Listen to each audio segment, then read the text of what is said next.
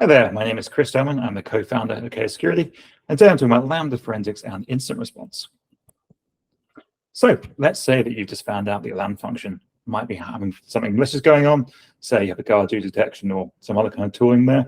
The first thing you probably want to do is check out the logs so you can identify the root cause, confirm that actually is some kind of infection or issue, and such. So by default, Lambda functions will log into CloudWatch. As long as you've actually enabled the logging here, you can see here, for example, in the AWS console, a bunch of different log streams that individual different functions run it. And this is what it looks like, standard log functions. If you used CloudWatch before, you know it's not the easiest thing to use, but you can at least get access to all that data. In terms of what kind of malicious activity you might find in Lambda, well, previously people have run malicious functions once they've compromised accounts, do things like mine XMRig to kind of make some Fluminero. At KO, we've also seen a piece of malware called Denonia. That was pretty interesting. It's a binary, which calls this Python, but it's not Python. It actually does DNS over HTTPS, so it tries to kind of hide in certain ways. It talks to a custom Monero server to then mine cryptocurrency by XMRig. Also writes to a temp file with all the settings that XMRig can run.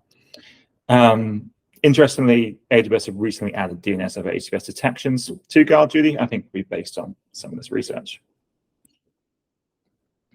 In terms of how you can do a forensic investigation of Lambda function, well, here at KO, we've made it point and click or via the API. So go to imports, select Lambda, select your function. And we get all kinds of different things, such as different versions of that function. So it might have been backdoored over time. You get all different versions there too, and any other kind of like good, juicy data we can as well.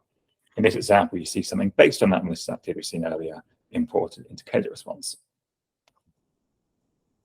And yeah, there's a bunch of activity you can potentially see in Lambda function if you import that data. We also can pull some data live too.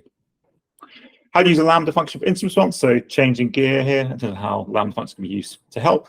Uses to trigger acquisitions of forensic data. So let's say you have something come in via guard duty detection. You can use Lambda function to pick those up and then trigger either actions by KO response or some other kind of custom tooling you might set up yourself. Anyway, thank you very much for listening. If you'd like to get a trial of KO response, here is our website.